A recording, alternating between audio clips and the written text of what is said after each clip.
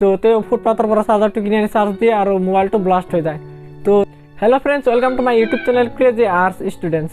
চ' friends, আপুনি যদি mobile চলায় তেনেহ'লে এই ভিডিঅ'টো আপোনাৰ বাবে খুবেই প্ৰয়োজন, কিয়নো আপুনি যদি ৰাতিত মোবাইলটো চাৰ্জ দিয়ে তেনেহ'লে আপোনাৰ মোবাইলটোৰ কি ক্ষতি হ'ব পাৰে সেই বিষয়ে আজি আলোচনা কৰিম। তো এই ভিডিঅ'টো সম্পূৰ্ণকৈ চাই থাকক আৰু আপোনাৰ মোবাইলটো যদি ৰক্ষা কৰিব বিচাৰে তেনেহ'লে এই ভিডিঅ'টো আপোনাৰ বাবে প্ৰয়োজন। তো বলক আজিৰ এই ভিডিঅ'টো আমি আৰম্ভ কৰোঁ। তো সো ফ্রেন্ডস, আপনার মোবাইলটো যেতিয়া আপনি টোপনি যায় তেতিয়া আপনি চার্জত বহাই থৈ দিয়ে আৰু থৈ দিয়াৰ পিছত কেইঘণ্টামানৰ ভিতৰত আপোনাৰ মোবাইলটো ফুল চাৰ্জ হৈ যায়।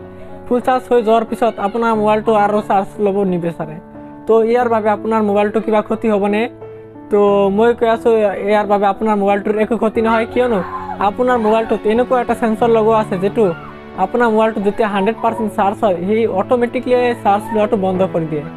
আৰু যদি আপুনি মোবাইলটোৰ অৰিজিনেল চাৰ্জাৰ ব্যৱহাৰ কৰে তেনেহ'লে আপোনাৰ মোবাইলৰ একো ক্ষতি নহয়। যদি আপুনি অৰিজিনেল চাৰ্জাৰটো নষ্ট হৈ গৈছে বা হেৰাই গৈছে তো সেইটোৰে চাৰ্জ আপুনি যদি নকৰে তেনেহ'লে চ' ফ্ৰেণ্ডছ, আপোনালোকে মাজে মাজে গমেই পায় যে মোবাইল ব্লাষ্ট হৈ গ'ল, চাৰ্জাৰ দিয়াৰ সময়ত মোবাইলটো ব্লাষ্ট হৈ গ'ল।